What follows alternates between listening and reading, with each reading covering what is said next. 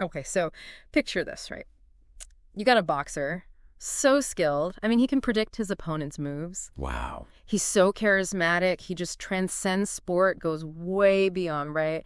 And he's so courageous. He risks, like, everything for his beliefs. You're painting quite a picture. I bet you already guessed it. We're talking Muhammad Ali. The greatest, of course.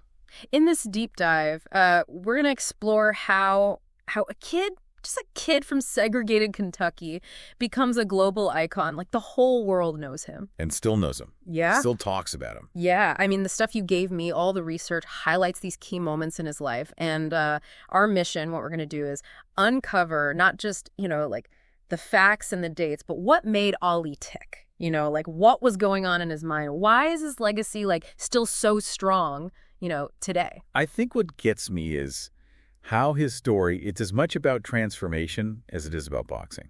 Born Cassius Clay Jr., he becomes world champ, converts to Islam, and challenges like all these societal norms, right?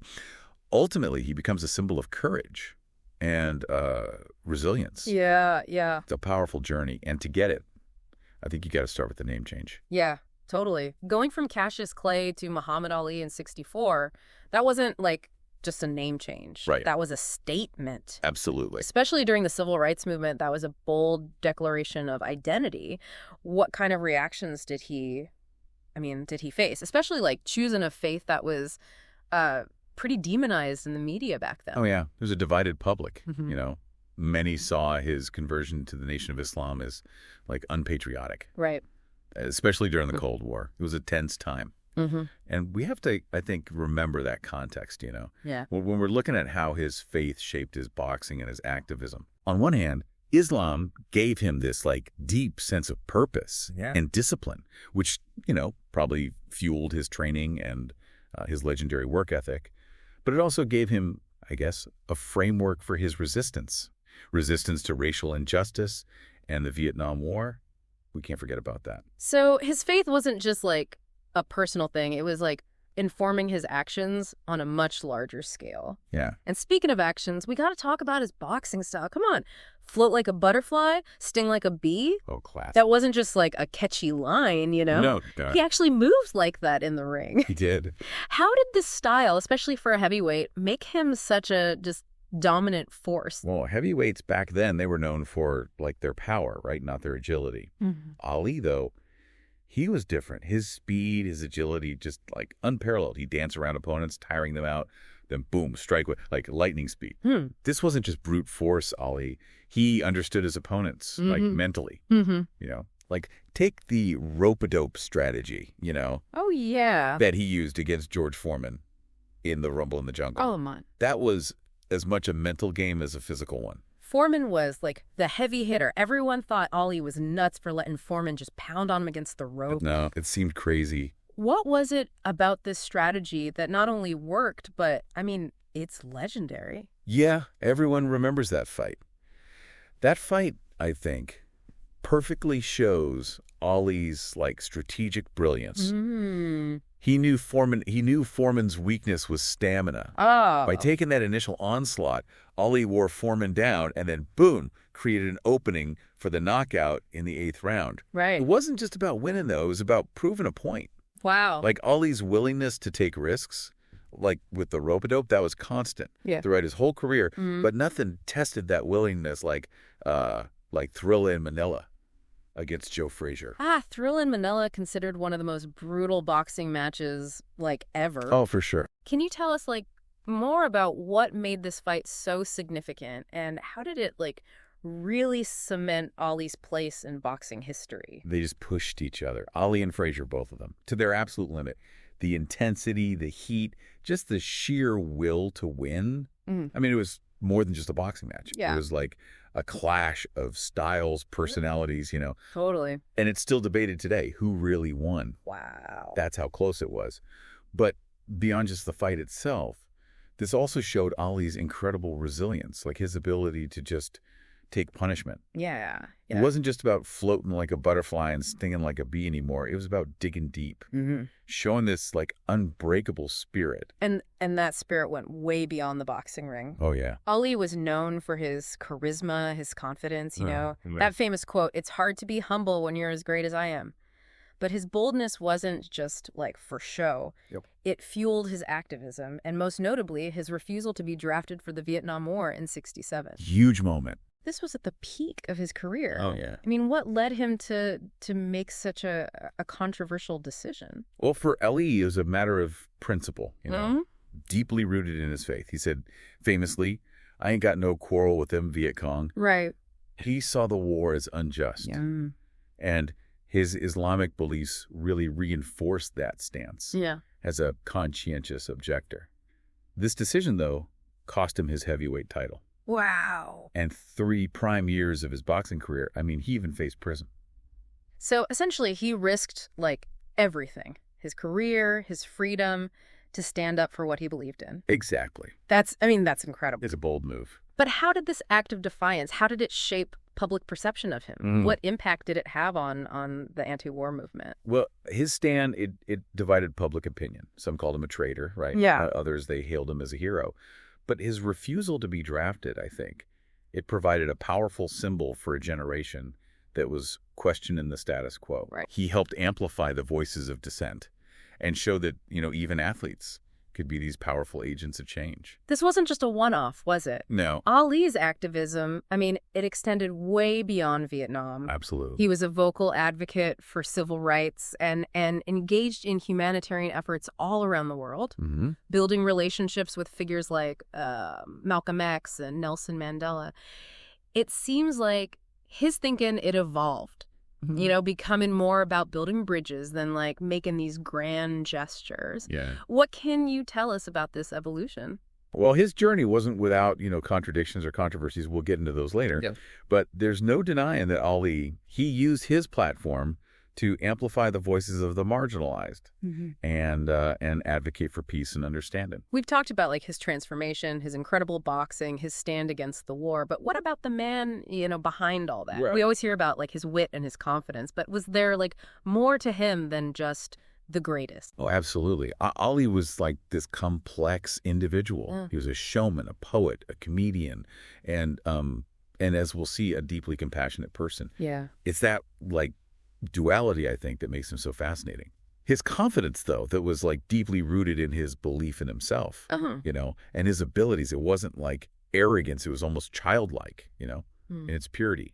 We've all heard the stories about Ali visiting, like, sick children, spending time with fans, even giving money to, like, people in need. Yeah. It seems like his actions, they spoke just as loudly as his words. What stands out to you as really showing his generosity and empathy? There's, like, countless anecdotes. Yeah. But one that really gets me is that story of him talking down, like, a suicidal man from a ledge. Oh, wow. In Los Angeles back in '81. He risked his own safety to connect with this guy in crisis and ultimately helped save his life. That's incredibly powerful. It is. It really highlights, I think, a side of him that often gets kind of overshadowed, Yeah. By his, like, larger-than-life persona. Right. And then there's his battle with Parkinson's. Yeah. He was diagnosed in '84 at a time when, I mean, this illness was even less understood than it is today. How did he handle such a debilitating illness, especially for someone, I mean, he was so physically expressive. It was a profound challenge, for sure. But Ali, he faced it head on, refused to, like, retreat from public life. Instead of hiding his tremors or his slurred speech, he embraced it, his new reality. He kept making public appearances, advocated for research, raised awareness, and I think he became this symbol of hope and resilience for, like, millions of people battling the disease. So he turned a personal struggle into, like, a platform for good. Yeah. Something a lot of people facing similar challenges could draw strength from. Absolutely. Speaking of drawing strength, I want to talk about all these relationships. It's clear he had, like, a strong support system. Oh, yeah. How did those relationships, like, contribute to his success, both inside and outside the ring? His trainers, I mean, they were like family, especially Angelo Dundee. Yeah. Dundee, he was more than just a coach. He was like a mentor, a confidant, a true friend. He understood Ali as a person, knew how to motivate him, how to calm him down, and just, like, bring out the best in him, both as a fighter and as a human being. Their bond was, like, truly special. That was. And beyond his trainers, Ali was known for his friendships with other athletes, celebrities, like Jim Brown, Sammy Davis Jr., even Elvis Presley. I mean, he had this magnetic personality that just drew people in. Right. What was it about Ali that allowed him to connect with like such a diverse group of people? He was witty, he was charming, always had a twinkle in his eye, and he was deeply loyal to his friends, fiercely protective of those he cared about. And those relationships, they were crucial. They provided guidance, support, and a sense of, I think, belonging. Yeah. Which is especially important given how isolating fame can be. It makes you wonder, like, how different things might have been without those strong connections. Yeah, for sure. But Ali wasn't just receiving mentorship. He was given it, too. Mm-hmm. He was a mentor to, like, so many up-and-coming boxers, right, sharing his knowledge, experience, values. How did he influence, like, the next generation of athletes? Ali paved the way for athlete activism. He showed them that they could use their influence to speak out against injustice, to inspire others. He was a role model, but not just for, like, his athletic ability. It was for his courage to stand up for what he believed in. That's an incredible legacy to leave behind. It really is. But of course, no one's life is without its complexities. Ali's views on race, religion, even gender roles were often, provocative. He received criticism even from those who admired him. Right. How should we approach these aspects of his personality when we're considering, like, his overall legacy? It's important, I think, to view historical figures within the context of their time. You got to acknowledge that, even our heroes, they're flawed. His initial stance on racial segregation, aligning with the Nation of Islam's separatist ideology, that softened later. Yeah. But it was a point of contention for many. And some of his comments, especially during his rivalry with Joe Frazier, could be seen as sexist and offensive by today's standards. So how do we reconcile those contradictions with the positive impact he had? Right. Is it possible to, like, separate the man from his actions? Or do we have to view his legacy as, as a complex and multifaceted one? It's about seeing the whole picture, the good and the bad, understanding how his choices shaped his life and his impact on the world. Yeah. We can celebrate his accomplishments while acknowledging the complexities of his views and actions. It's a nuanced conversation, and it's one that I think continues to this day. Well said. So we've explored Ali's personal life, his relationships, even touched on some of the controversies that surrounded him. But what about his impact on, like, the world stage? We touched on his humanitarian work earlier, but I'm eager to, like, delve deeper into how he went beyond boxing and became this global symbol of hope. Yeah. What were some specific ways he used his platform to advocate for peace and understanding? Well, one striking example is his trip to Lebanon in '85. Imagine this, right? Okay. A boxer negotiating the release of 4 American hostages held by a pro-Iranian Shiite militia. Wow. That's the kind of respect he had on the world stage. That's an incredible story. It is. It really speaks to, like, his courage and his willingness to step outside of his comfort zone to make a difference. But his humanitarian work went far beyond that, right? Yeah. Oh, absolutely. He visited war-torn countries like Bangladesh, Afghanistan, met with world leaders like Nelson Mandela, Fidel Castro, advocated for the poor, the marginalized, regardless of their race or religion. Ali saw himself, I think, as like a citizen of the world, using his platform to speak truth to power and fight for those who couldn't fight for themselves. And he did it all with compassion and a genuine desire to make the world like a better place. It's clear he had a profound impact on a global scale, but I'm curious, how has his legacy specifically influenced athletes and activists today? We see more and more athletes using their platform to speak out on, like, social justice issues. Do you see a direct connection to Ali's actions? Absolutely. Ali, he was a pioneer in athlete activism, and his stand against the Vietnam War, I think, paved the way for generations of athletes to use their platform to advocate for social change. Yeah. He showed them, they didn't have to stick to sports. They could use their influence to speak out against injustice and inspire others to do the same. And we see that happening today, don't we? Oh, yeah. From Colin Kaepernick taking a knee to LeBron James speaking out about voting rights. Athletes are increasingly willing to risk their careers, their endorsements, to stand up for what they believe in. Yeah. It's incredible to think that Ali's actions decades ago are still having such a profound impact. It's a testament to the power of courage and conviction. Ali showed the world that one person can make a difference. And his legacy, it continues to inspire others to fight for a more just and equitable world. Yeah, it's amazing to see how his legacy just lives on, inspiring these athletes to use their platform for something bigger than themselves. But, as we talked about, Ali, he faced some intense backlash, right, for his stance on Vietnam. Oh, yeah. What kind of challenges do athletes face today, when they decide to speak out on these important issues? Well, Ali, he faced a lot of backlash, but he also had this, cultural influence that few athletes today can match, Think about it. Today's media, it's so polarized. Right. Athletes face intense scrutiny, even hatred for just expressing their views. They risk alienating fans, losing endorsements, even facing threats. It's a different world now for sure. Yeah. Social media, it amplifies everything. Everything. The support and the criticism. So it takes even more courage to speak out, I think, knowing the potential consequences. Their activism, it's something we should respect, not take for granted. I completely agree. Activism, it's not new, but it is evolving. Yeah.